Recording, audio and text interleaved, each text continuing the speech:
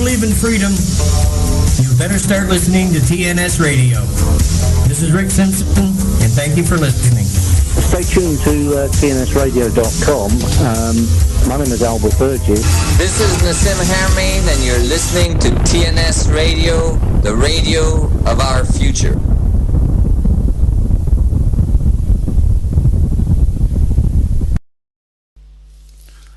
Good evening, people. Welcome to some more of Mr. C's Curative Thoughts. It's now 1 minute past 9 o'clock on the 23rd of February 2011. What I'd like to do is, as usual, just pick up a couple of points left over from the Ripples from the Pond show that was on between 6 and 9 p.m. yesterday. The yarrow plant, yet again. I think Pondman actually mentioned this last week or the week before. I covered it, Walking Turtle covered it, Pondman again covered it yesterday.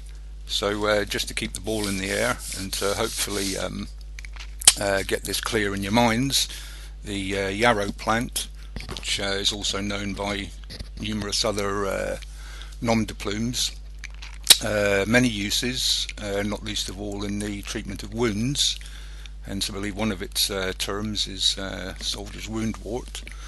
But I remember a few questions being raised on the particular point of how do we identify it. Well, if the watchers of TNS TV, which is basically anyone on tnsradio.ning.com at the moment, on the little video channel underneath the radio box, you'll actually see our Mighty Mally's superb video skills at play in showing you some images of this very plant, and hopefully you'll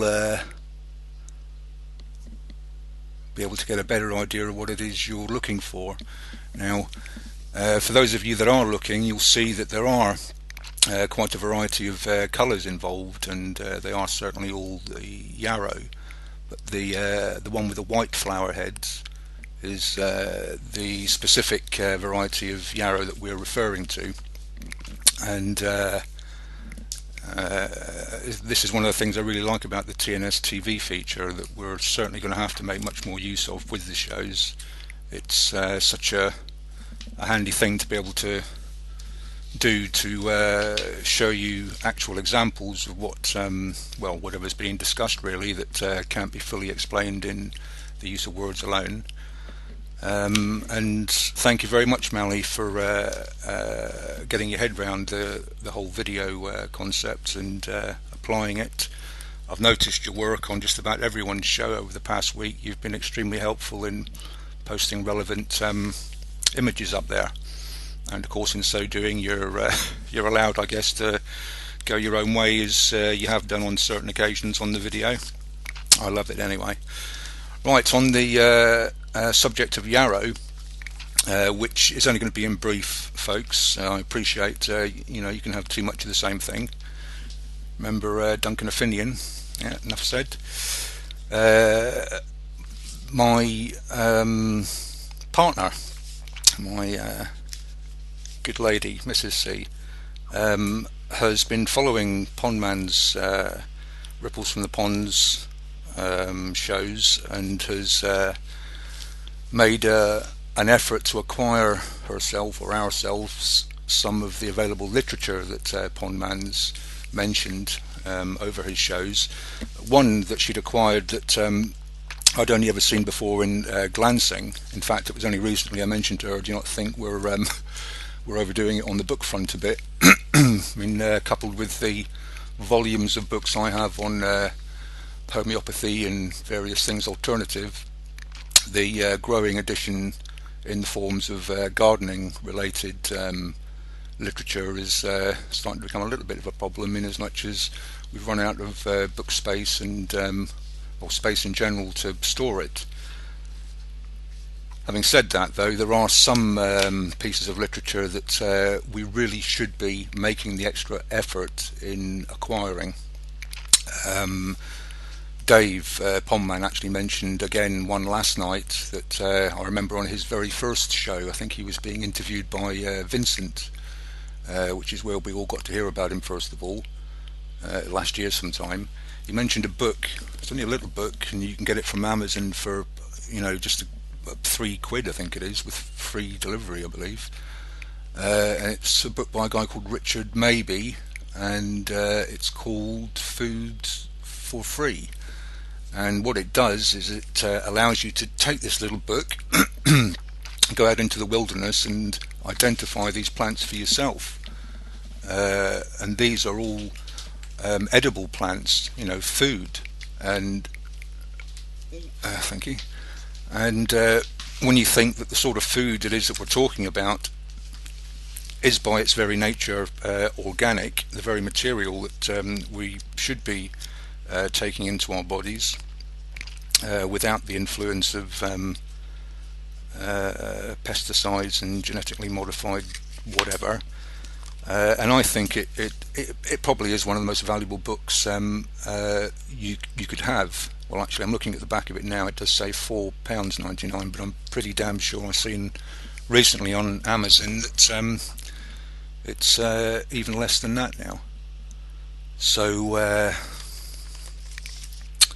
yeah, it's a Collins Gem book called Food for Free, a fantastic feast of plants and folklore. It doesn't go into folklore too much, but honestly, it's a real image. It's not a drawings filled book, which often leaves me scratching my head when I'm looking at the drawing and the actual plant. This is mainly stocked with actual photographs of the plant itself, up close and personal, so that when you're stood in front of the plant, you can identify it. And wholeheartedly recommend that book, folks. In fact, I'll see if I can get Mrs. C to find an Amazon link to post into the chat box. I know it's been done many times before, but if you haven't got it, it really is something that you should make yourself aware of. Just looking at a comment on the chat box there from Nick. Hey, Nick. We think the yellow yarrow may be tansy. Lots of yarrow, but not a yellow one.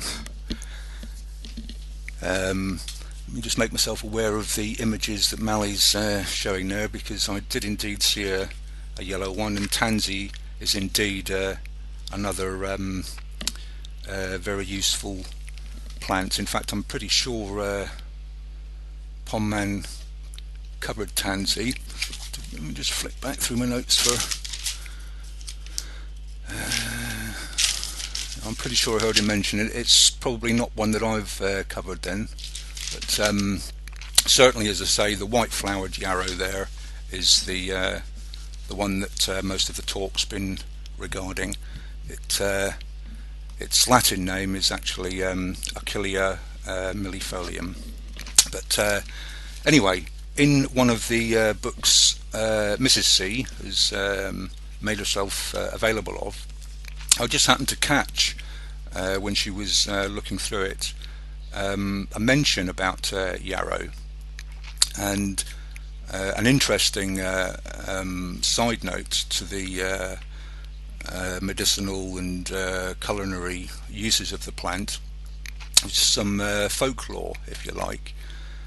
It's actually a very ancient herb and was used by the Greeks to control hemorrhages, for which it's still prescribed in homeopathy and herbal medicine today. The legend of Achilles refers to this property.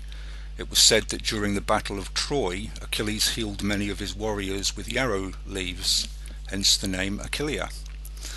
It's long been considered as a sacred herb, and yarrow stems were used by the Druids to divine seasonal weather.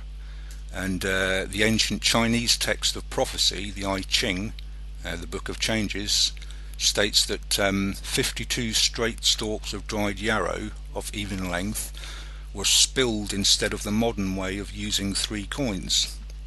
It was also allegedly associated with magic. In Anglo-Saxon times it was said to have a potency against evil, and in France and in Ireland it's one of the herbs of St. John. On St. John's Eve, the Irish hang it up in their houses to avert illness, allegedly. There's an old superstition which apparently still lingers in remote parts of Britain and the United States, that if a young girl tickles her nostrils with sprays of yarrow and her nose starts to bleed, it proves her lover's fidelity, apparently. And the way she'd actually use it is to say, yarrow away, bear a white blow. If my lover loves me, my nose will bleed now. Well, I'd not heard that one before, but I just thought that certainly worthwhile in throwing in there. One cautionary tale, though, that yarrow should always be taken in moderation and never for long periods. It may cause skin irritation, and it shouldn't be taken by pregnant women. Large doses of it can produce headaches and vertigo. Having said that, it's one of the best known herbal remedies for fevers. Used as a hot infusion, it will induce sweats that cools fevers and expels toxins. And in China, it's used fresh as a poultice for healing wounds. It can also be made into a decoction for wounds, chapped skin and rashes, and as a mouthwash for inflamed gums. Now, although this is a pretty much larger book to the Collins Food for Free one, I think it's worth a mention. It's called Jekka's, that's Jekkas, Complete Herb Book. And I have to say, after spotting that little bit on yarrow, I did go through it in a bit more detail, and I do have to say I'm extremely impressed with the way it covers the majority of herbs. And herb gardens are a thing that can be addressed in a lot of cases a lot more easily than your overall food garden. You know, you're not really requiring quite as much space. So it's something that if we can't get from the wilds, we can cultivate ourselves. And to my mind, it's an extremely valuable thing being a skill, if you like, to avail yourselves of. While these books are still in print, get them now.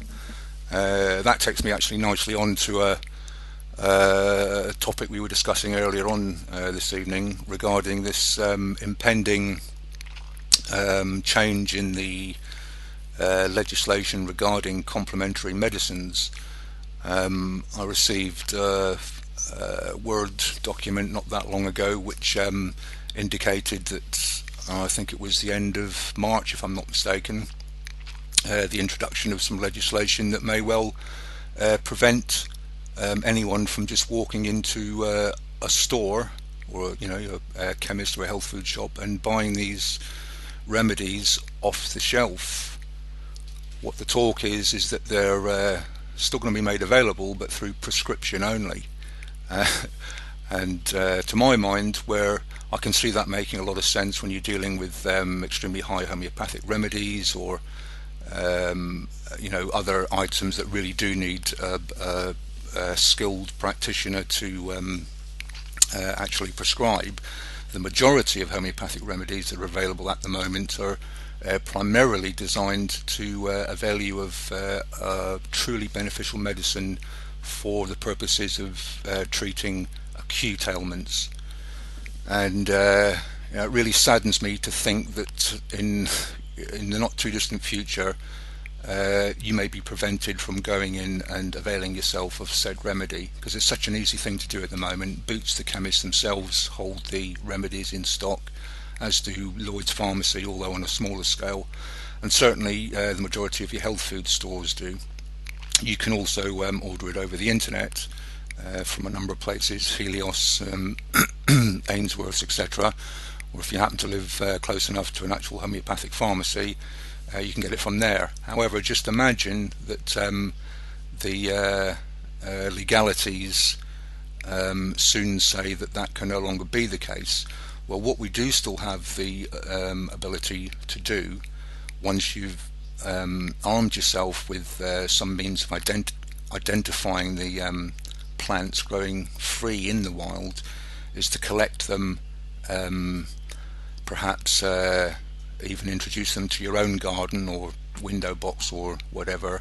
And then what I'm hoping to do as the shows progress is go through the whole process from start to finish. I'll probably tie it in with the Ripples from the Pond broadcast, where Dave has a much deeper understanding than I do of the actual both the identifying and the cultivating of these truly medicinal plants. And I think it's a good idea that we all learn how to do this for ourselves, because unlike the mainstream way of thinking, the pharmaceutical industry does not supply us our natural means of maintaining health, but nature does. And homeopathy to me is like the cutting edge of natural science when it comes to medicine. And to think that this may soon be out of the reach of the masses is quite concerning to me. Thanks, Mrs. C. I see some links in there now. Something else that was brought to my attention only this evening regarding this alternative health thing is a report that, I say a report, it's a column anyway, on metro.co.uk news, states that Chinese medicine and herbal ban is to see Britain defy EU laws. Well, in the words of John Wayne, that'll be the day. What I often find in headlines like this is a clever way. I'm not saying it definitely is. This is just my thought process on it. But I certainly have seen this being the case over the years. Is that headlines like that, what they tend to do is falsely reassure people into thinking, oh, cool, Britain's going to defy the EU, therefore we need do nothing more about it. And that headline alone does concern me, because to my mind most people reading said headline would now just completely ignore everything I've just said on the matter, because Britain's going to defy the EU laws. What I do suggest is that wherever you are, get your local directories out or your local newspapers and have a look through, see where your nearest alternative health practitioner is. Now, in saying that, I'm not tarring everyone with the same brush here. I'm not saying that all practitioners of things alternative may actually be truly beneficial. This is where the word of mouth principle comes in. If you've got one in your locality, it won't take too much in the way of questioning friends, family and neighbours, etc., to find out the inner stories regarding any particular practitioner. But making yourself available, if you don't already have a good understanding and ability to identify herbs and flowers, get yourself that Food for Free book, and if that's the only thing that you have, that'll stand you in good stead. Right, thanks Mally for the yarrow shots, and just moving on to another point that Pondman raised. I can't honestly remember what it was connection with specifically, but the ailment itself was gout. And for those of you that don't know, gout is said to be a common joint disease that they believe is brought about by a high level of uric acid in the blood, and the diagnosis is carried out through a blood test after you go into your doctor complaining that you have an arthritic type pain in a single joint. And the orthodox treatment is from large doses of a non-steroidal anti-inflammatory drug, an NSAID as it's called. And that's all well and good if you're completely into the allopathic means of looking after yourself, but part of my message that I'm trying to get across is this is all part of our programming, and with the greatest respect to the doctors, surgeons, nurses, etc., if only they'd made themselves aware more of the messages that's been handed down for hundreds, in fact thousands of years from people that had no pharmaceutical industries behind them, just what miracle cures can be attributed to the use of nature's garden, then I don't think we'd have half of the numbers. And the thing is that if you're treating someone with something that is completely beneficial to them, then the whole healing process is going to be that much faster. But as far as gout goes, interestingly enough, one of the homeopathic remedies that would be used to treat gout, and I say one of them, the thing with homeopathy is that there are often more than one particular remedy that will treat a particular symptom, and the key to good prescribing in homeopathy is to match as closely as possible the remedies that the particular symptoms that have been obtained through the testing process will bring about using one specific remedy compared to another might be similar, but to get the best and most speedy result, you're looking for a very close match. And one of them is from the plant Urtica urens, also known as the stinging nettle. And as well as coping with headaches and abdominal pains and various other things, even minor burns, it's kind of interesting to see the correlation between the high levels of uric acid in the blood and the fact that Urtica urens, the stinging nettle plant, in its homeopathic form, is the very thing that would be used to treat that symptom. In a lot of cases, not necessarily all of them. There's about half a dozen or so homeopathic remedies for gout, but I just thought I'd tie that bit up with Ripples from the Pond's mention of it. Okay, I'm hoping some of you at least remembered the point on breathing I raised last week.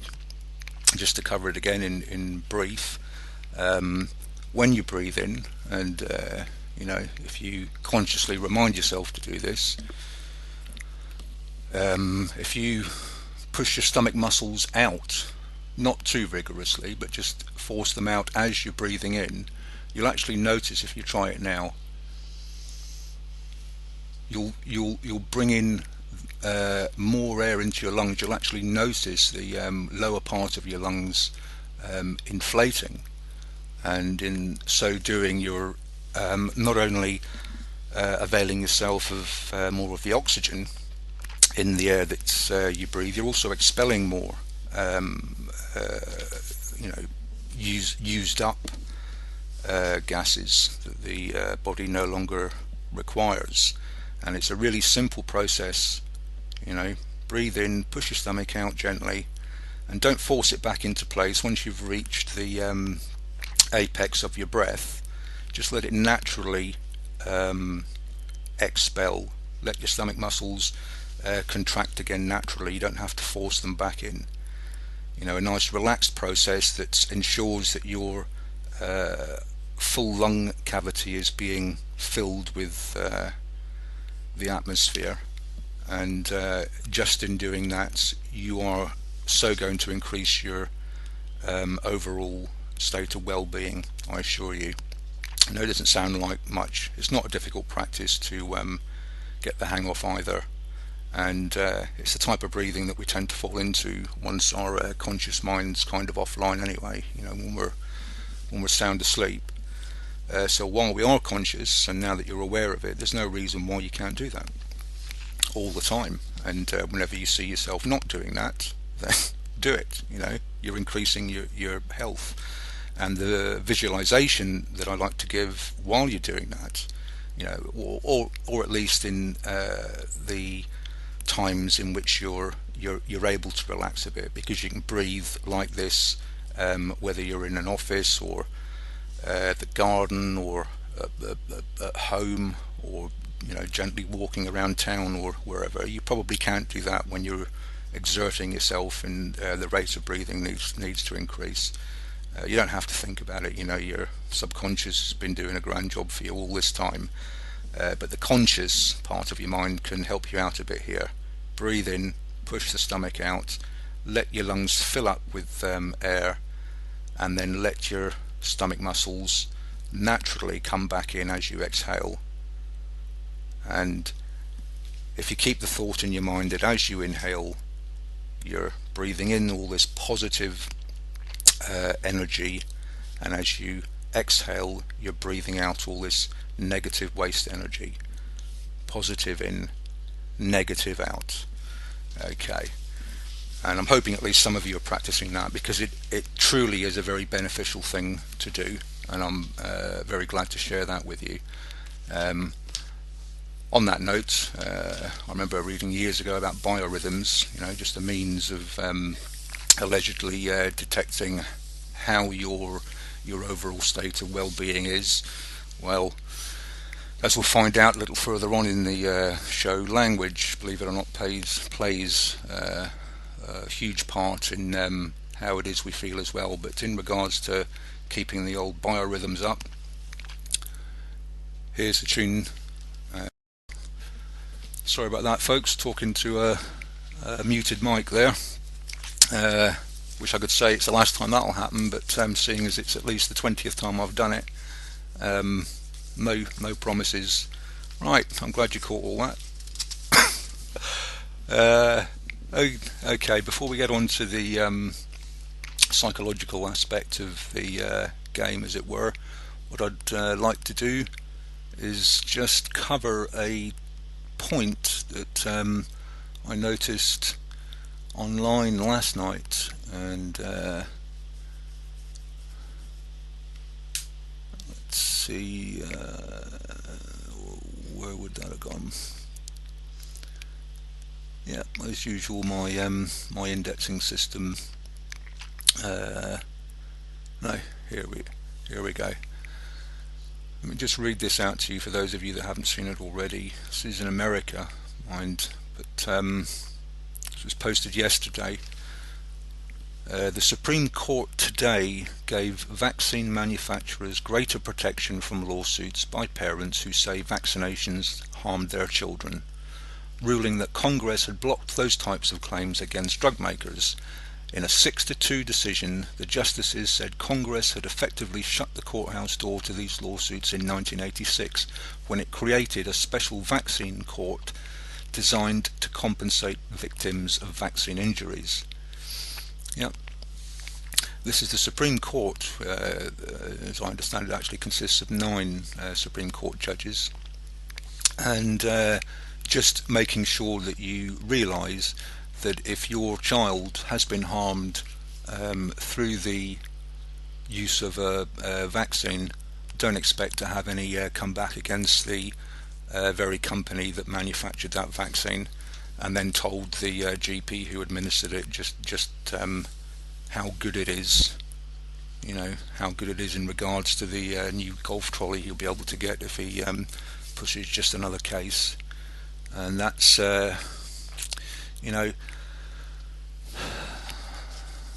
this is why I want to try and stand back to get the whole picture.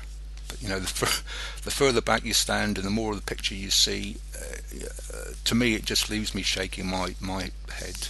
It really does, which is why I'm so glad I came across TNS. For the most part, we're all of like minds on there. But of course, being as we are all unique individuals, we all have our own unique aspects to our minds and the various points that we consider to be more important than others. Well, the point that I always try and steer myself back onto is the why. Yeah, I mean, the how is important. How has this happened? But even more important than the how is why has it happened?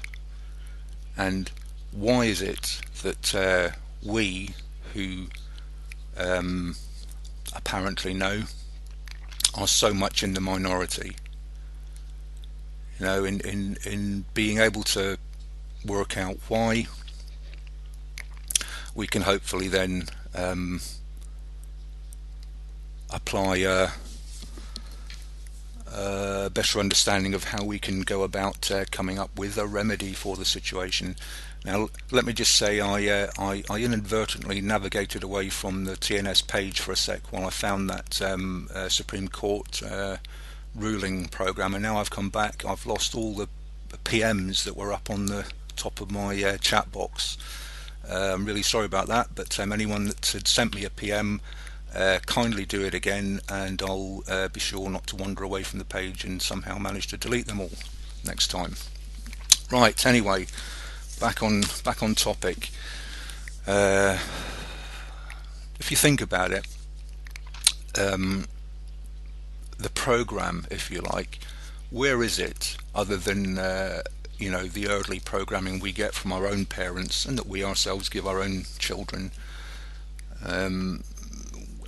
Where does it come from? At what point in our lives is it really being introduced to us? And the obvious answer to me has to be the education system. And on that point, I came across this chap. I don't know if you've ever heard of him. What's his name again? Oh yeah, Robert Anton Wilson. Now, I wasn't aware he'd published this. This is one of his obscure publications. I mean, the guy wrote for so many different publications, the likes of which I'd never heard of. I mean, who's Playboy?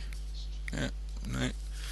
But yeah, apparently he was a Playboy editor for a while, and he wrote this piece entitled "What I Didn't Learn at College," and I thought to myself, what didn't he learn at college then?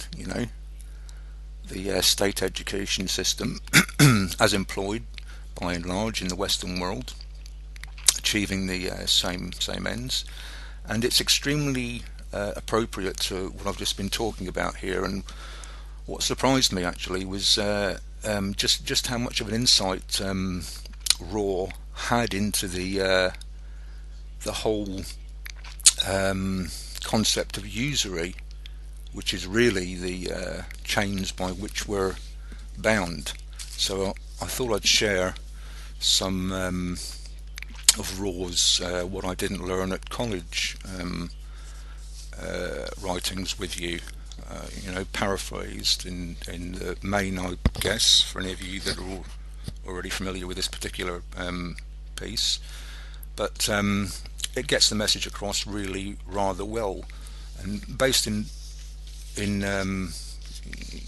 fact, in as much you can check it out for yourself. And it starts. Well, actually, it starts with a quote from a guy called Henry Adams, who said, "Teach at Harvard, it cannot be done." Actually, before I start that, let me just catch up on some of these messages that I did indeed miss. Let's see, I've just had someone post a link. It looks like quite a good... yeah, very comprehensive. Right, I'll certainly read that one out on air. It's a link. In fact, I'll post it into the chat room myself there. It's, I don't know if the actual poster wants to remain anonymous or not, but I shall post it in there anyway. It's called gardensablaze.com, herbal remedies, and here's the very link. Anyway, thank you for that, anonymous poster. And right, put your feet up then, get your stomachs pushing out while you're breathing in and exhaling all the negative and inhaling all the positive, and just sit back and have a listen to this, see how it sits with you. In my youth, because I was a wicked sinner, God punished me by condemning me to 1.5 years in a particular school of education. Never mind which one it was, I have no desire to single it out for special blame. Escapees from other schools of education assure me that they're all equally as squalid. Basically, I learned three things at that institution. The first was that it's possible to sleep all through the average education course, or to bring a book on some interesting subject and read it, and still pass the final examination easily. The second and third things that I learned were that all modern educators agree that education should consist of not stuffing the pupil's mind with miscellaneous information, but actually preparing him for the life he will lead after graduation. And that two, all modern educators are firmly united against any attempt to live up to this ideal. In other words, they all verbally approve of education for life, and they are all terrified of ever telling the truth to the pupils on any subject whatsoever. What they really aim at is education for citizenship, one of their favourite expressions. What this means is education for conformity to the insane conventions of this pathological society. Now, in the autumn, thousands of young men and women will be departing for college, most of them having the delusional belief that they will find education there. Like all delusions, this is both amusing and pitiful. They would have greater chances of success if they were looking for chastity in a brothel, truth in the daily newspapers, or real entertainment on television. There is more hope for the blind man in a dark room looking for a black hat that isn't there. Finding education in a Western college or university is as possible as finding swimming pools in the Sahara. Not many, Benny. I must add a warning, however. I'm not responsible for the consequences if anyone is so rash as to quote or paraphrase any of this within hearing distance of a professor. I especially refuse to bear the blame if you're naive enough to use any of it in a term paper. The consequences will be much the same as if you wrote to the Pope to ask how much homosexuality goes on in the priesthood. You will not get an answer, you will get a malediction. The first thing to learn in a good contemporary education, and the one thing you will never learn in a college or university, is that an American, I should say, college university, is that contrary to Harry S. Truman's famous words, US foreign policy is not based on the Sermon on the Mount. I know this is shocking, but I assure you, you'll find out that nowhere in the words of Jesus a justification for dropping atomic bombs on Hiroshima and Nagasaki,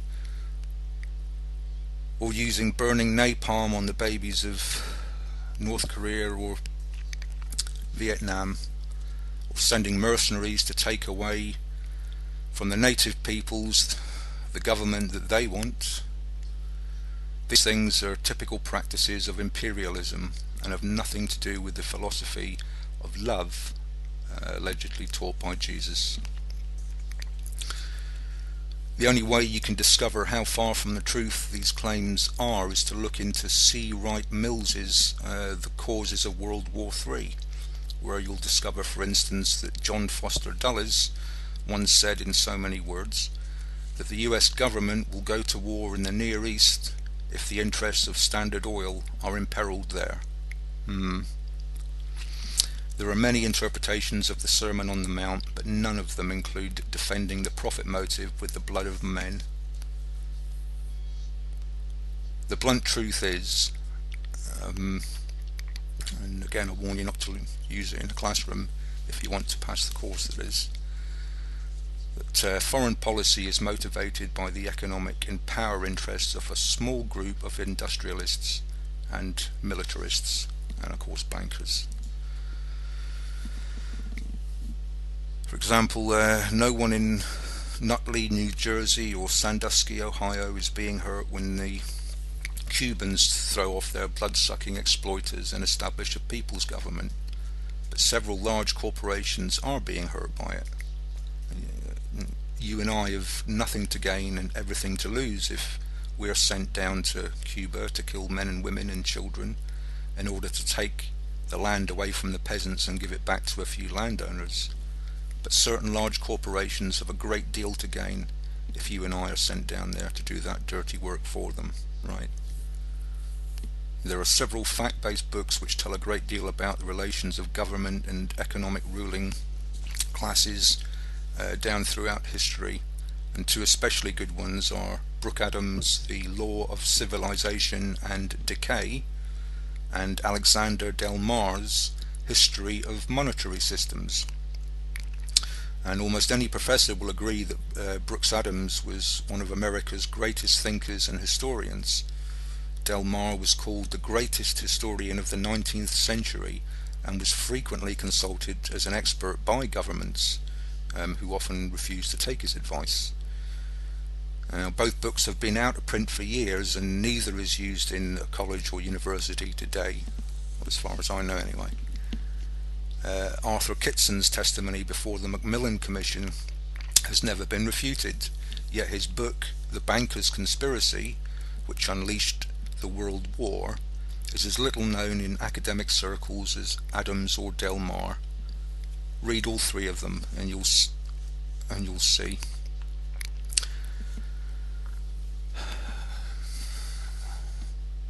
Every college economics course contains a built-in refutation of Marx, but how many students who've gone on to take the trouble to read Marx can agree that these refutations are honest or even halfway in contact at all with what Marx actually argued? Proudhon pointed out before Marx, and Adams and Del Mar demonstrated exhaustively, that the function of governments has been throughout history to exploit the masses in the interests of the few. Every form of exploitation consists of seizure by a few of some natural power or resource, followed by forcing the rest of us to pay for some share of that natural power or resource. The Earth, the actual living space of the planet, is owned by a small group, and the rest of us have to pay tribute to them in the form of rent for the right to stay here. Otherwise, I guess we're in danger of apparently being thrown into the ocean or expelled into outer space. Now, how did these owners get to own the planet? Did they buy it from God sometime in prehistory? Well, you know, that kind of brings me nicely around to a little soundbite I'm going to play for you now. Doesn't need any introduction really. I picked it up recently from a guy called Enough Respect. Financial center, along with places like Wall Street, where the bloodline families interlock again. The same people run America as run Britain, as run Germany, etc. They have funded many, many times both sides in wars. And ironically and sickeningly, behind me, opposite the Bank of England, in the center of this square, is a memorial to those who died in the two world wars. Let's just go and have a look at that. What happens in terms of creating wars is a technique, a mind manipulation technique that I call in my books problem, reaction, solution. And it works like this. If you want to introduce something, say centralization of power through the United Nations, centralization of power militarily with NATO, the North Atlantic Treaty Organization, the biggest military organization in the world that's expanding all the time. If you want to centralize power into fewer and fewer hands, if you did that openly and said this is what we want to do, there'd be a reaction against that. People would say, hey, this is a fascist state you want to create. We're not having this. But through this technique of problem, reaction, solution, you can actually manipulate people to demand you do what you want to do anyway. So it works like this. First of all, you create the problem, but you get someone else to be blamed for it. You then report that problem through the media in the way you want it reported, because the media is owned by the same people that own the banks and etc. You get the public to react to your problem by saying something must be done, this can't go on, what are they going to do about it? And at that point, they, who have covertly created the problem and blame someone else, who've gleaned that reaction of do something, then offer the solution to the problems they have created.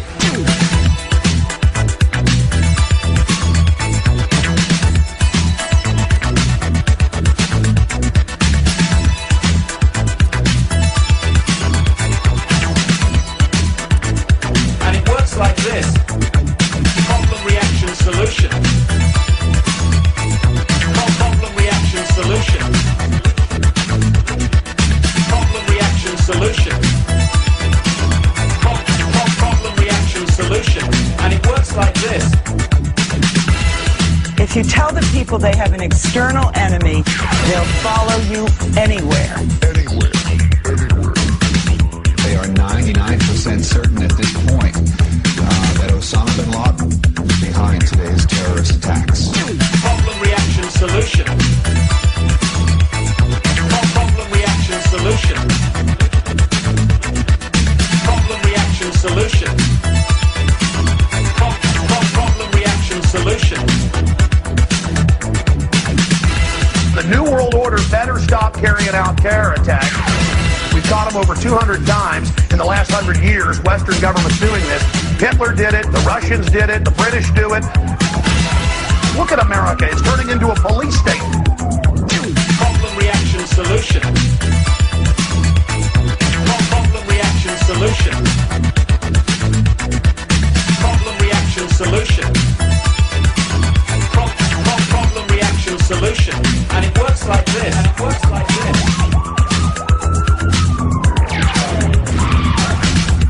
With regard to 7/7, there's been a witness report in which somebody who was on one of the tube trains says that he didn't see a man with a rucksack. In fact, after the explosion, what he saw was metal pointing upwards from the bottom of the carriage. That would indicate, of course, that the bomb was not carried onto the tube train, but was in fact attached underneath it. Problem, reaction, solution. Problem, reaction, solution. Problem, reaction, solution. Problem, reaction, solution.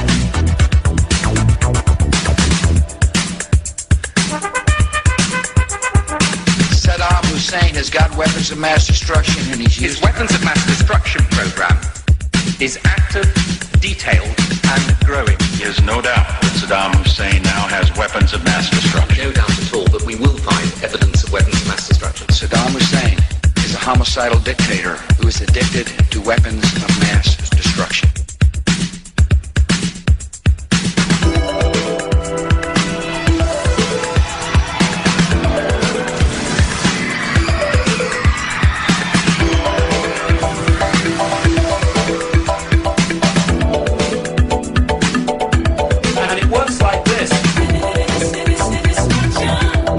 Weapons of mass. Weapons of mass. Weapons of mass.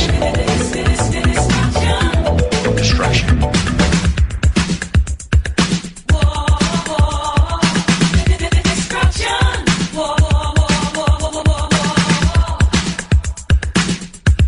And it works like this.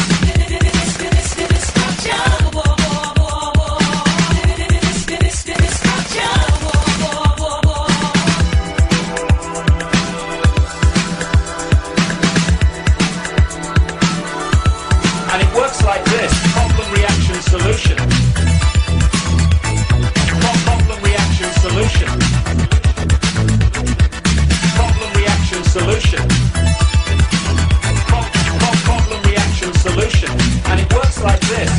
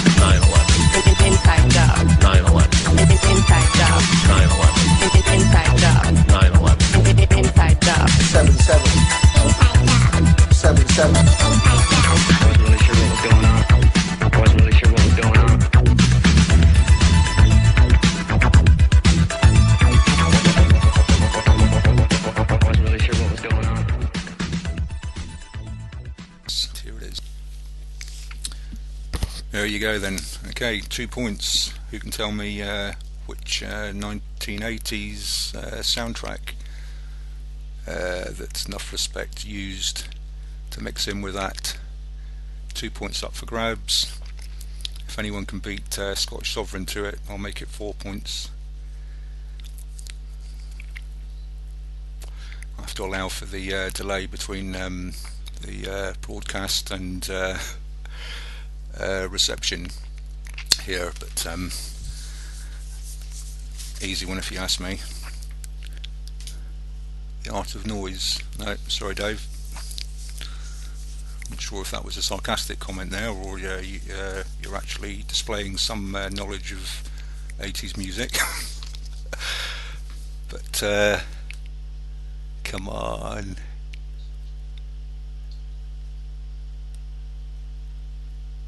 Well, I'm surprised that Scottish Sovereign wasn't there. That was obviously Paul Hardcastle's 19, was it not? Anyway, this is... I just told you the answer, Phil. Oh, it must be the delay. Anyway. Napalm Death, yeah. Paul Hardcastle, 19. Anyway, this is TNSRadio.com on Wednesday, the 23rd of February 2011, and customary shout out to the chat room, who can actually stay focused away from the video screen if they can.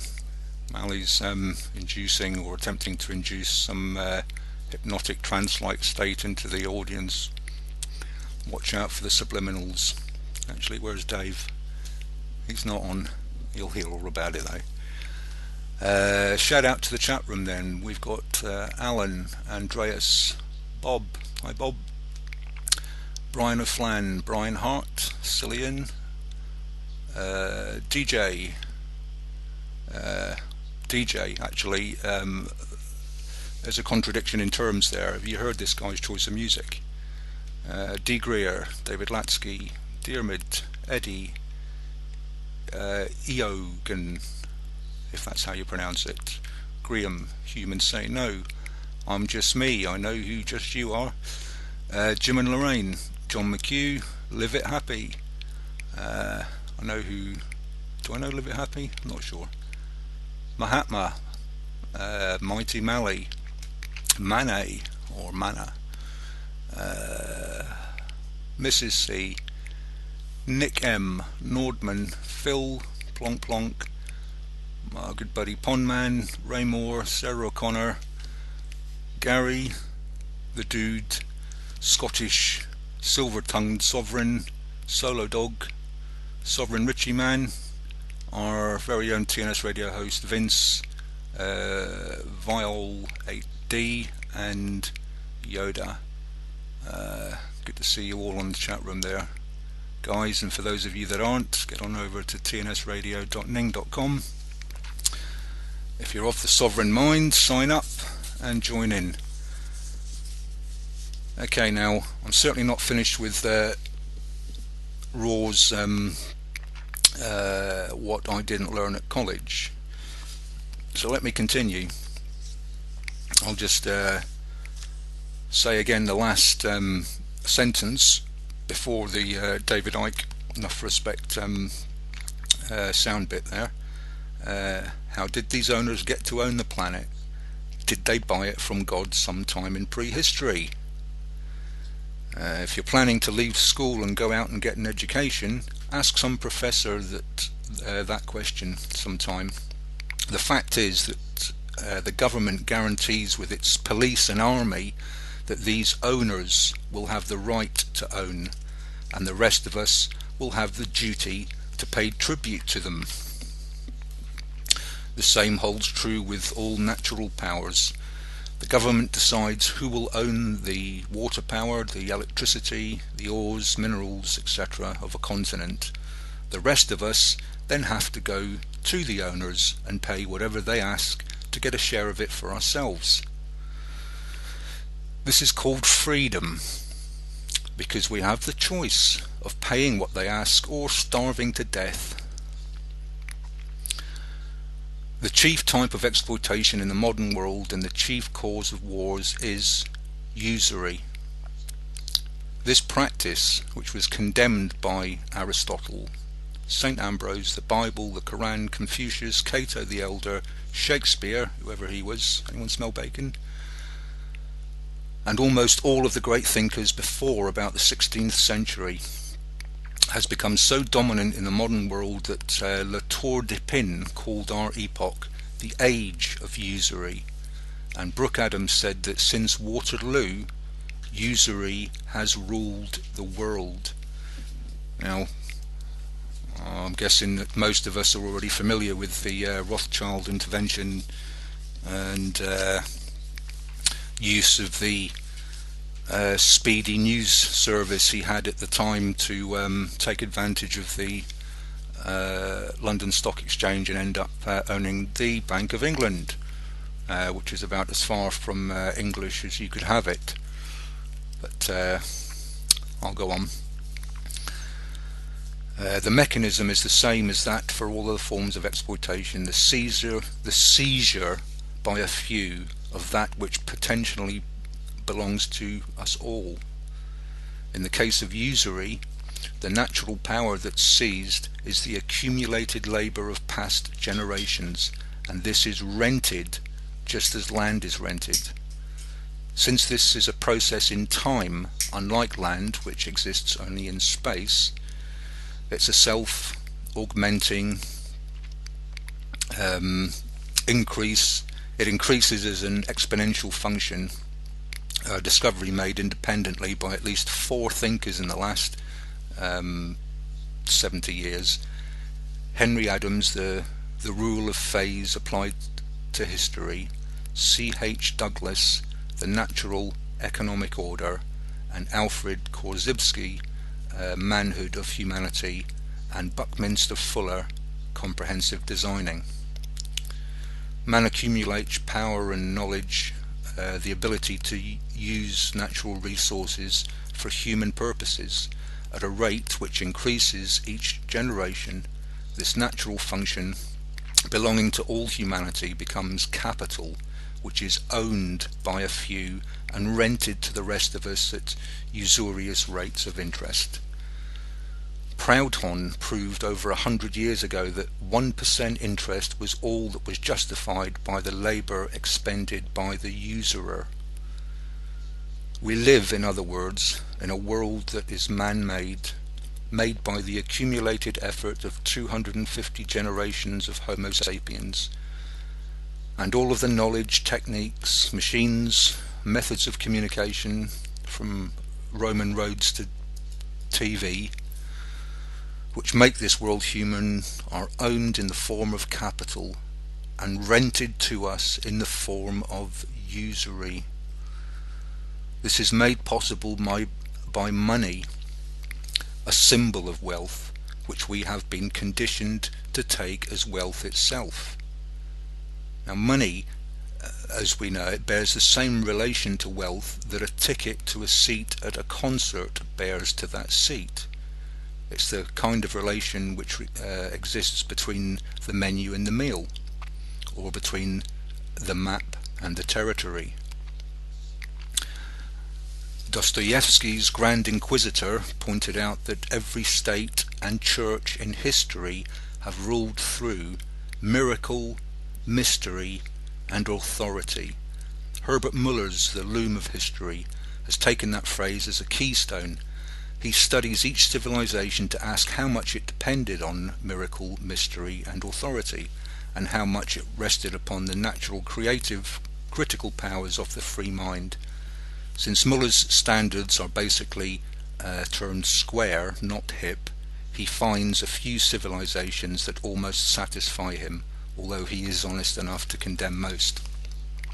From a hip point of view, which demands the complete absence of miracle, mystery, and authority, and the absolute freedom of their opposite forces, which are Wilhelm Reich's trinity of love, work, and knowledge, all civilizations with governments are sick.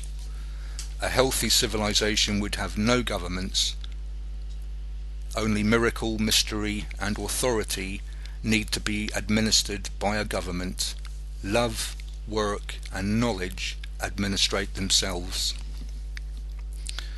I know it's a lot of talking, folks, but the message within these words is at the core of what we're experiencing here on Earth today.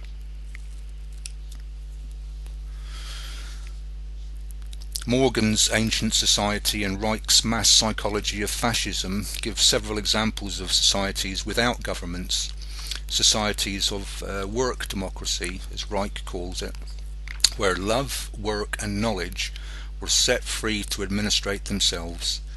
They function for self-regulation naturally, homeostatic ally in the group as well as in the individual.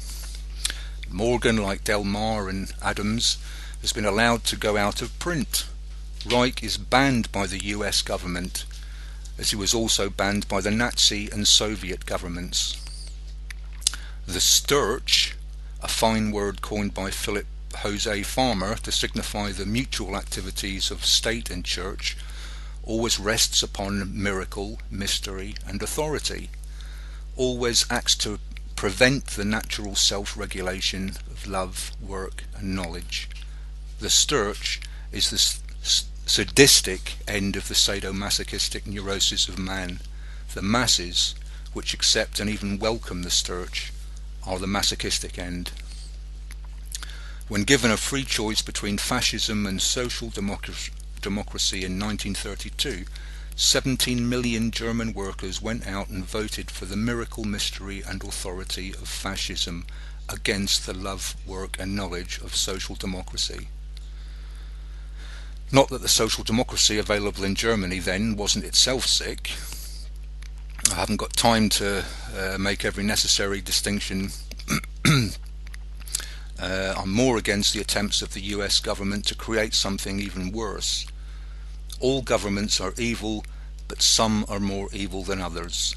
The best government is the least government, said Thomas Jefferson. And the least government, added Benjamin Tucker, is no government. I know this is getting rather abstract, but allow me to bring it back down to earth with a concrete example. During the Civil War, the US government borrowed from the Rothschilds some $275 million in paper money. After the war, poor old Ulysses Grant was hornswoggled, a word I've heard Mr. T use there, I had to look it up, hornswoggled, into signing a bill ordering the Treasury to repay the debt in coin. Now at that time, $1 coin was worth $2 paper. So the Rothschilds got back $550 million for $275 million, plus their usual usurious interest. Now this is not ordinary usury, it's what Pound called hyper-usura, and Benjamin Tucker called misusury, which I quite like actually. The people of the United States had to make up the additional $275 million out of their earnings in the form of additional taxes. See Del Mar's History of Monetary Systems and Overhoy's History of Money in the United States if you actually want further documentation.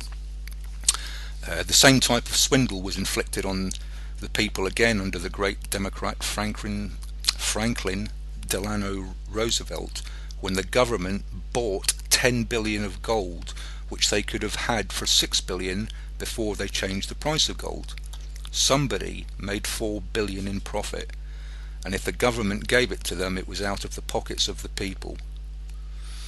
The same basic trick, similar to what's known as the Yokanabora of the gypsies, the gypsy switch as police otherwise know it, although they're not empowered to prosecute it when the government is involved in it, was behind the famous scandal of Assumption when Alexander Hamilton and some friends bought up the veterans certificates at 1 cent on the dollar, and then persuaded Congress to authorize payment of them at face value.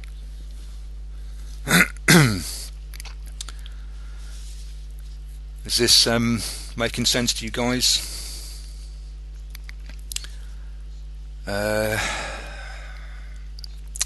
Just a little bit more patience. This isn't just rhetoric.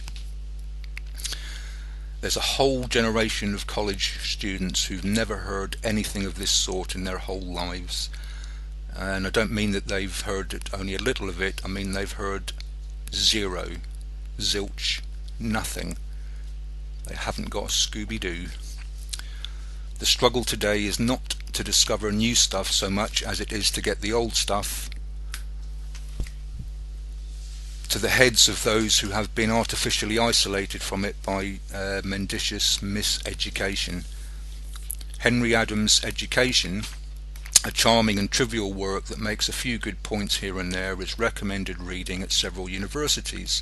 His brother Brooks' Law of Civilization and Decay, which contains the hard economic facts which inspired Henry's romantic pessimism, might as well have not been written as far as the impact on the groves of academe is concerned. The usurocratic system rests upon the same miracle, mystery and authority as the slave system from which it's derived. Marx was quite right in calling the modern worker a wage slave.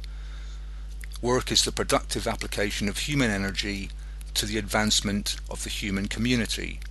Only a handful of artists and composers work in our system.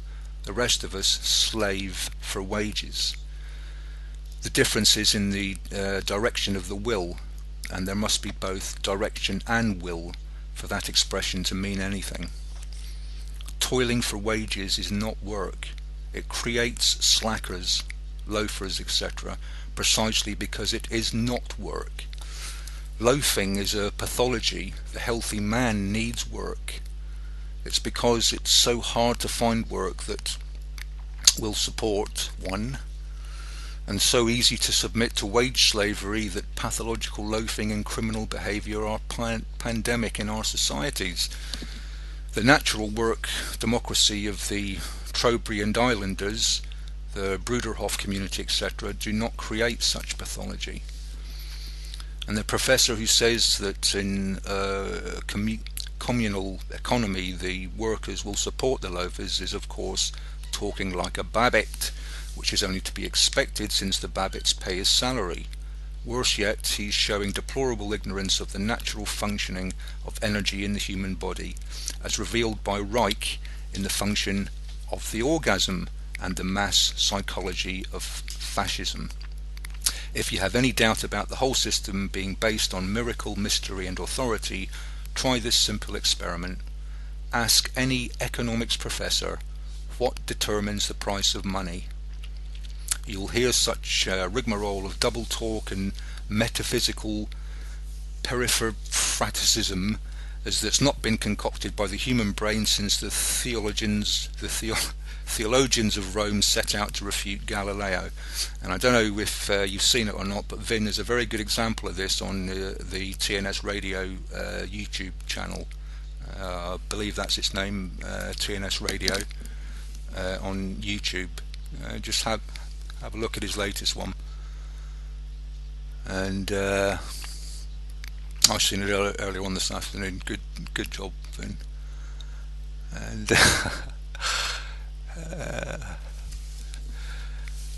yeah, so if you haven't seen that, get onto YouTube and look for TNS Radio. Classic example of politico psychobabble in relation to just what we're talking about. And Vin's found the best way I've seen yet of making it as self-evident as possible as to what you're actually listening to when you hear these people speak.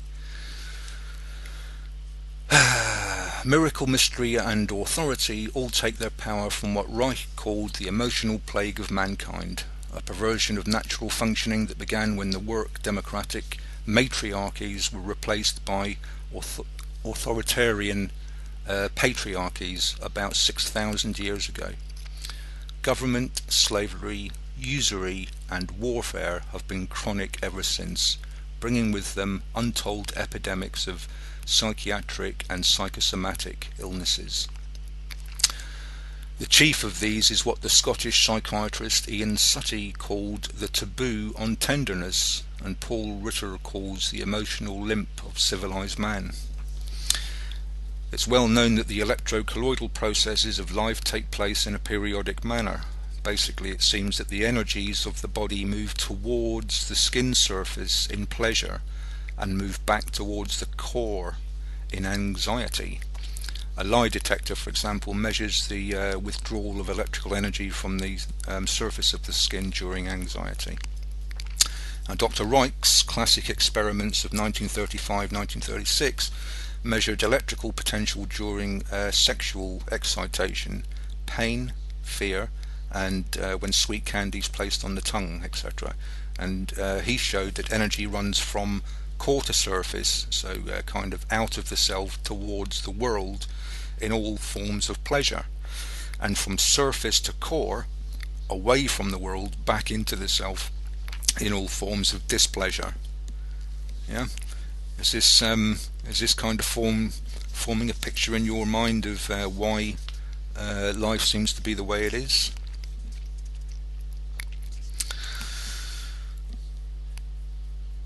Besides shedding a great deal of light on the problem of cancer, which the AMA still won't admit is basically a psychosomatic disturbance, even though it strikes 1 out of 8 in our society and is completely unknown in some primitive societies. Now, that's arguable, but the actual point's relevant. These experiments also have tremendous sociological implications. Since Freud, or actually since Charcot in the previous century, it's been said that many disturbances, both psychiatric and psychosomatic, result from the repression of the natural sexuality of both children and adolescents. Yet any attempt to change the situation, to stop the torture of these young ones who cannot protect themselves, to prevent the beginnings of untold pathologies ranging from hysterical blindness to chronic ulcers, to save the children from unnecessary suffering and the adults which they will become from unnecessary irrationalism and neurosis. Any such attempt has met with the most vitriolic opposition, not only from the Sturch, remember that's State and Church, but from the medical profession itself. There's only one reason for this: the emotional plague of mankind, which manifests itself physically as chronic headache, chronic improper respiration, chronic drunkenness, chronic feeling of contactlessness, etc., and psychically as the taboo on tenderness and the longing for miracle, mystery and authority is necessary for the continuation of patriarchal, authoritarian government. 70 years ago, Freud noted that breathing difficulties are present in every neurosis. He made one of his brilliant but inadequate metaphysical guesses. The neurotic is secretly longing for suffocation as a punishment for incestuous desires. Reich makes it abundantly clear that some such irrational thinking may go in the periphery of the mind, but that the improper breathing is a symptom in and of itself, caused by chronic contraction and chronic fear of expansion.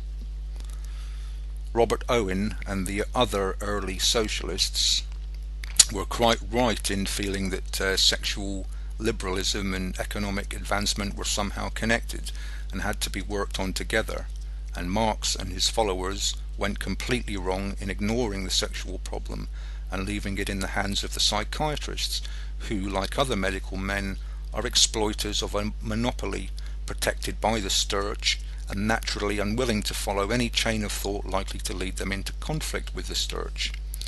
The whole story of the collapse of Marxism into futile dogmatic politics and of Freudianism into a reactionary tool of the Sturch is contained in that one great blunder. Only Reich managed to keep the whole man in view and to see the connection between work, democracy and sexual self-regulation on one hand, and authoritarianism and sexual repression on the other hand. Naturally, both Marxists and psychoanalysts quickly disowned Reich. Now that alone tells you should go and read up on some of Wilhelm Reich's writings. Looking back, I see that I haven't said nearly enough about the taboo on tenderness and how it affects everything from sports to the rate of interest at household finance company, or about the way usury makes wars, and that I haven't gone into sufficient detail about the electrocolloidal functioning of human energies. This can't be helped. I didn't set out to convince anybody of anything or to prove something. Both conviction and proof need much more time and space than I have at my disposal here. Chiefly, my hope has been to arouse curiosity by making the listener aware of those vast areas of fact and theory which are never discussed in the institutions of learning. I have dragged in the title of several books, hoping that the curiosity I arouse might send a few people to those books in search of further information. I'm pleased to say that there's been a good couple of comments and requests along those very lines. Well done, guys. Oh, thank you very much, Darryl. There's no need for pass on that message now. Yeah. Everybody who looks into medieval and Renaissance history quickly becomes aware that a great deal is omitted from most college courses on those subjects, and that the Catholic Church is responsible for those omissions. I don't know why it is that when people become aware that certain other things are omitted from most college and university courses, and that church, state and high finance all have good motives for wishing these things omitted. These people do not form a natural suspicion. This is especially hard to understand when one reflects that we have all heard of cases of professors who lost their jobs for daring to open their mouths about these subjects. I'll leave you with one last riddle to plague your professors with, if you have the nerve and don't care whether you graduate or not. Almost all literature courses present T.S. Eliot as the greatest poet of the 20th century, and yet Eliot himself has frequently and publicly stated that all he knows about writing poetry he learned from Ezra Pound, E-Z-R-A, Ezra Pound, who's hardly ever taught and so little discussed. Can the reason that Pound's poetry is full of lines like the following be the case? And this is just a little sample of this Ezra Pound's poetry. It's on the topic of war. These fought in any case, and some believing pro domo in any case, some quick to arm, some for adventure, some from fear of weakness, some from fear of censure, some from love of slaughter in imagination, learning later, some in fear, learning love of slaughter, died some pro patria, non dulce, non et decor, walked eye deep in hell, believing in old Republicans' lies, then unbelieving, came home, home to a lie, home to many deceits, home to old lies and new infamy, usury, age old and aged thick, and liars in public places. Now, there's a guy's poetry worth doing a little bit of research on, and the very reason that perhaps this guy's name isn't mentioned as often as it should be in the very institutions of learning. Yeah, because in reality their version of language, their version of learning is our programming, which I like to think that more and more of us are beginning to break free from.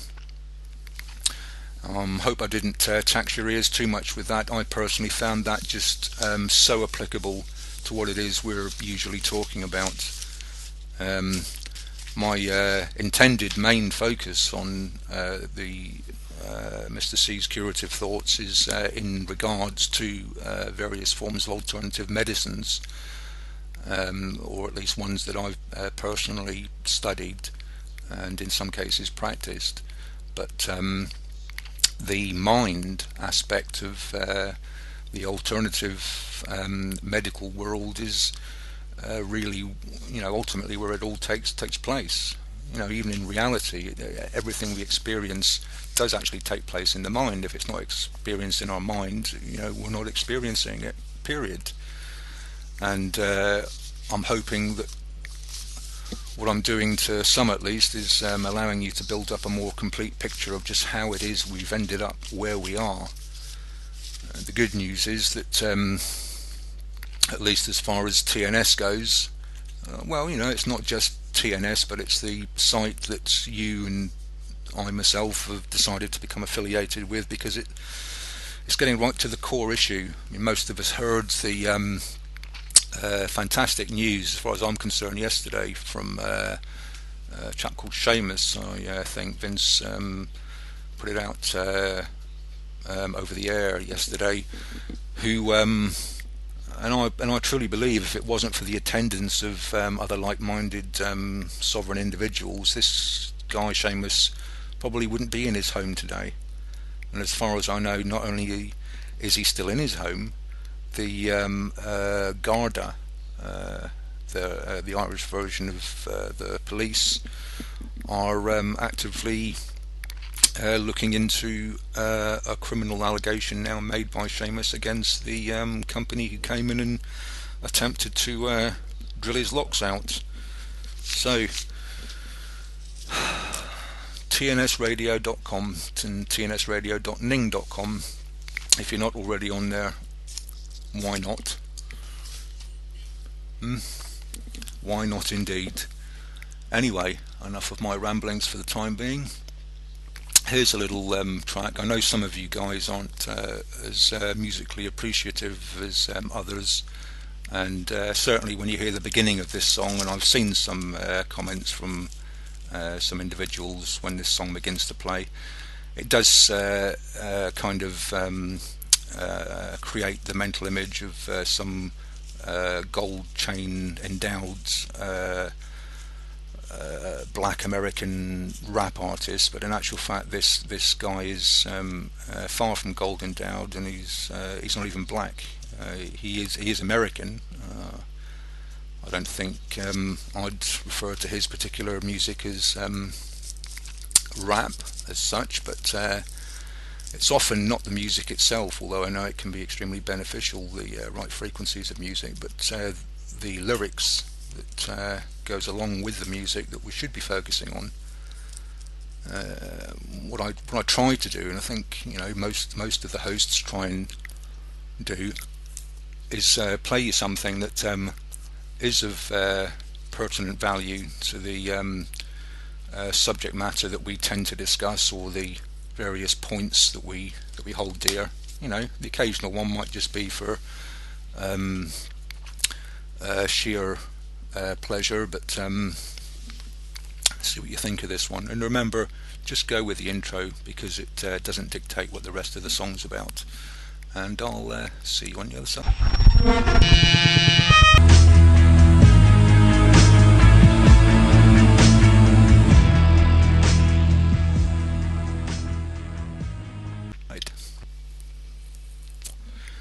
Yeah, if we can just keep down our reptilian brain. Right, well, I've just had a request in from a very well respected member of and host, I should say, of TNS Radio. I do have to provide a cautionary notice here that the previous requests I've heard other guests play for this particular well respected individual has actually driven some people insane, so I'm not honestly sure whether I should play it, and it does seem to be quite a long one at 6.5 megabytes, but yeah, maybe a bit later, eh? For one reason I can't find it in my flaming list that I've just downloaded it to, but nothing new there. Anyway, yeah, I'll try that again later. So just back to the chat room here. I see Dave's just joined us. Thanks for coming in at the end of the show, Dave. Much appreciated. And yeah, thanks again to Mally for performing his magic on the old TNS TV there. Yeah, it kind of looks like Flo White too, funnily enough.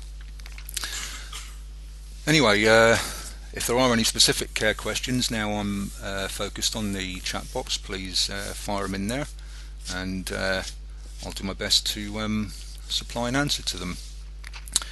Right, okay. On the subject of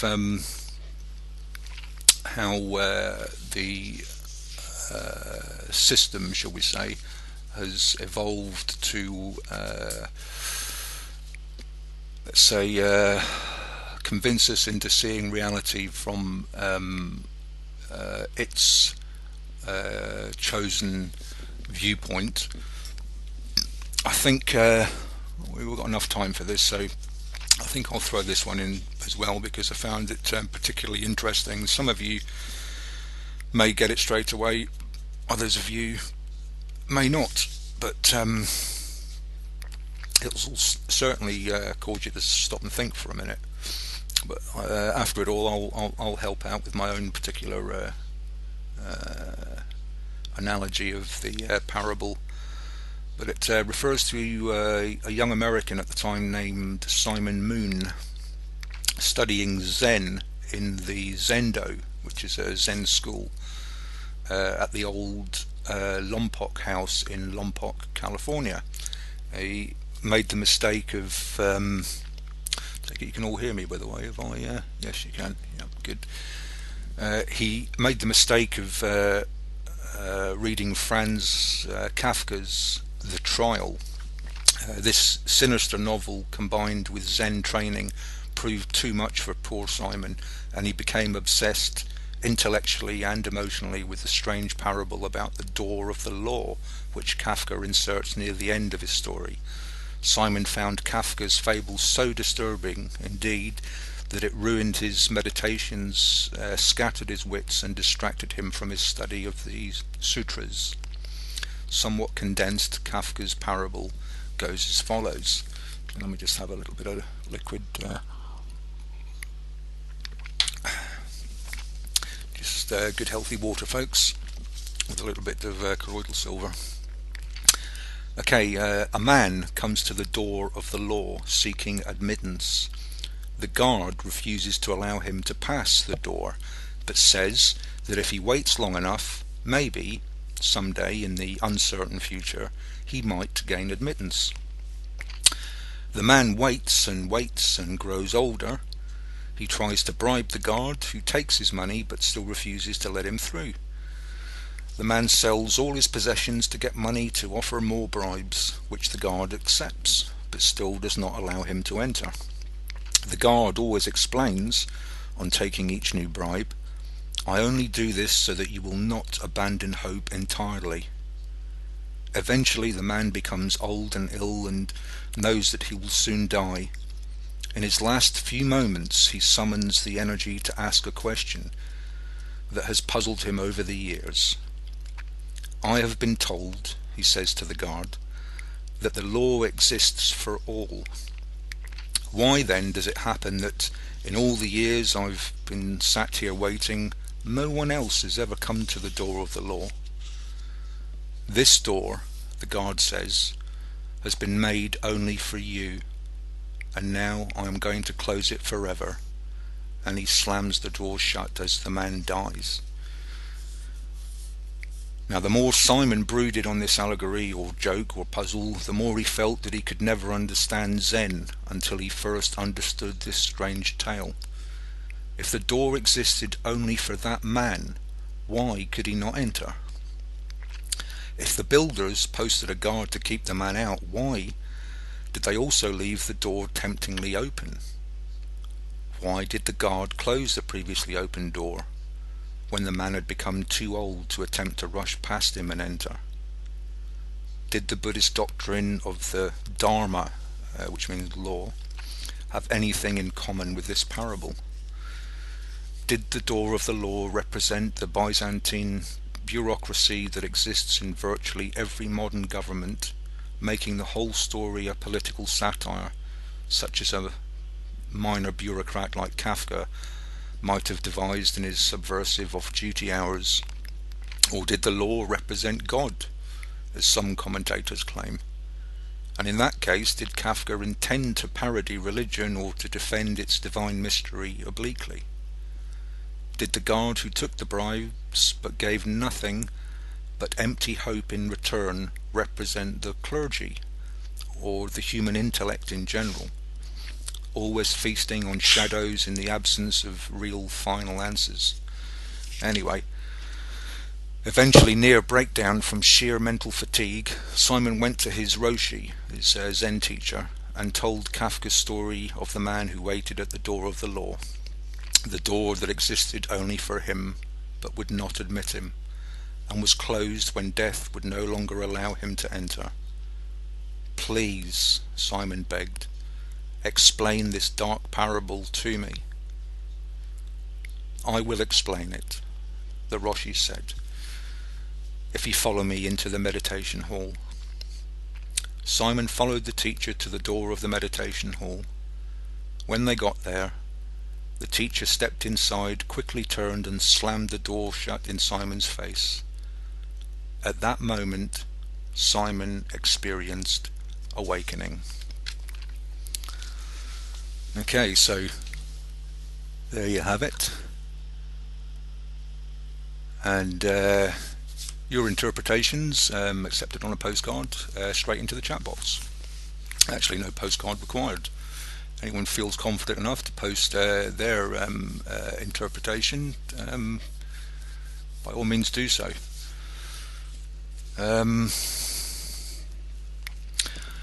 Just have a quick look to see if there are any no.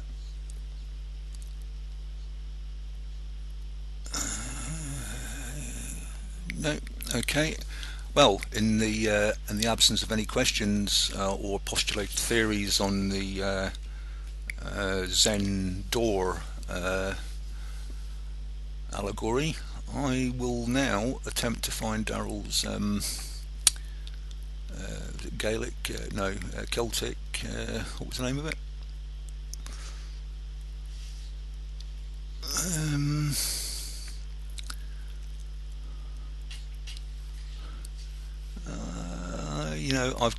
I've just downloaded it, Daryl, and for some reason I just cannot see it.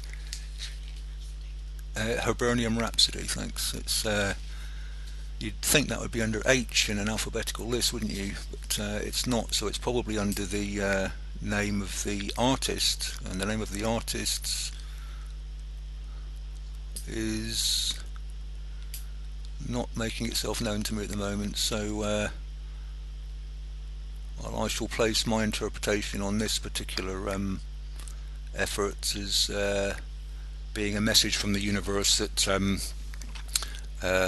it's not for public consumption at this moment in time. Maybe it's because I've got to hear it myself first of all, and if it's anything like that scratchy violin song that you had our Delqua play for you one evening, it might be 6.5 megabytes in length, but it'll have less than 6.5 seconds of airtime. However, I'm being a tad unfair. Not everyone can be permanently that far off in their choice of music, and I do have to say I do like your sense of humour at times, Daryl. It may be wasted on some, but certainly not on me. And looking forward to your show tomorrow night, Financial Frontline people, Thursday 24th of February at 9 p.m.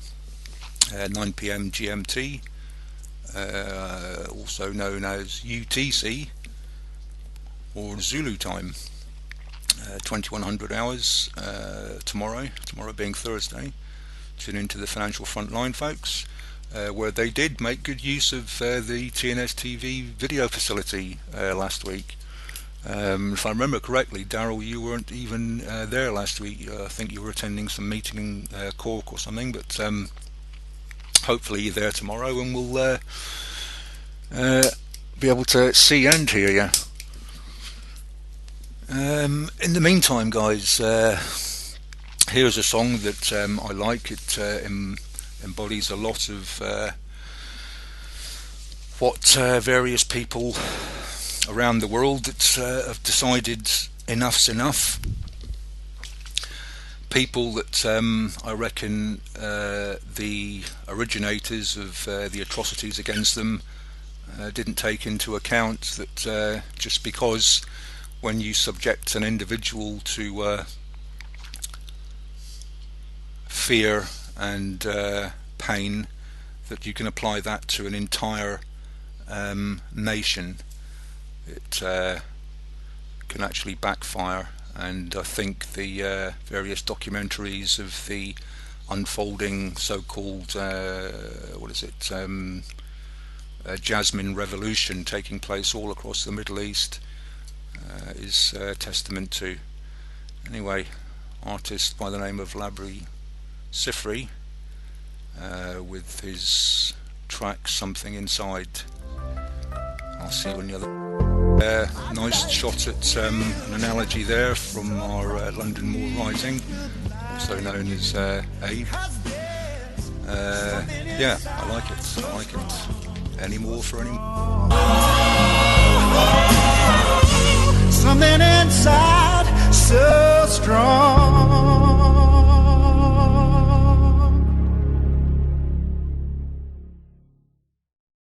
More. And welcome back. This is Mr. C on tnsradio.com and also on tnsradio.ning.com. And while we're doing the .nings and .coms, we also have amongst our membership other .ning sites that might be in the way of a more local site with its own forum and chat box, all linked to TNS. In, for example, the northeast of England, it's northeasttruth.ning.com, who go out live every Tuesday from 9 till 11 midnight-ish. We've got Scottish sovereigns on the land in some country north of England. Name escapes me for the moment. Scottish sovereigns on the land.ning.com, and I believe there's also a Welsh site. I really must learn to be a bit more organised with the preparation of my links, but they're all run through this Ning setup. It does require the constant upkeep by the relevant hosts, and you know, they need our support, people. The Irish, English, Scots, Welsh, whoever. If you're closer to them than you are to us, then get on there. I say us, we're all over the place, all of us. Okay, I believe there's a question to mention the upcoming census, Mr. C. Census? We don't need no stinking census. And that's all I have to say on that subject. There's a door being neutral, but the guard having the agenda. Yeah, it's good. I mean, I've read some analogies on the Zen door subject, and some quite thoughtful and profound even statements there from London Moor Rising and Ray Moore and Mally and Daryl. Yep, explain yourself. Good man. Right, yes, I mean, it's all down to interpretation at the end of the day. I mean, something I'd like to just remind people of when we're dealing with issues like this, whether it's just for a bit of fun, or if you apply it to our chosen reality. What we do have the facility, if we look into it, is to see from our ancestors, our history, where the particular subject that we're referring to has occurred in the past, and how it was dealt with and what the outcome was. It allows us, hopefully, not to repeat any mistakes that may have been made in previous times. You know, this is the crucial point, to my mind, of making yourself aware of history, and not just the victor's version of history. You know, the true version of history. It allows us to, or the idea of it is to allow us to move forward. I know there's a lot of obstacles in the way of us doing that, but I have a good feeling about the end result. That result being in whether or not the status quo as we know it is going to continue, or if we are actually going to bring about change. And the wisest words, I guess, I've heard in regards to that, I think it was one of Daryl's favourite quoters of wise words, Gandhi, who basically says, be the change that you want to see in the world. You know, we can't as individuals change the entire planet, but we can as individuals in changing the way we interact with other people on the planet. That's what will ultimately bring about the change that we're all looking for, and I have great faith in that actually coming about. Keep it tuned to tnsradio.com, folks, and I'm going to play us out with a special request from DJ Daryl, specially for Scottish Sovereign Gary. This track is called Hibernian Rhapsody by D. Danan. Thanks for listening, and hope to see you next week. This is Mr. C with some more curative thoughts. Till the next time.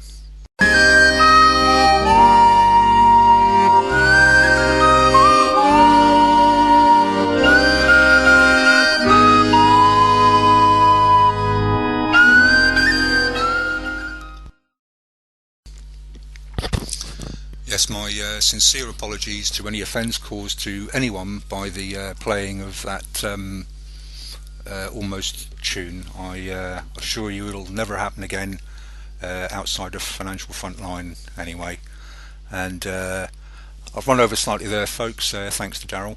But Vin is going to pick up again on the podcast he was playing earlier that was attracting an awful lot of interest. And I'll hand you back over to him. Thank you again, Daryl.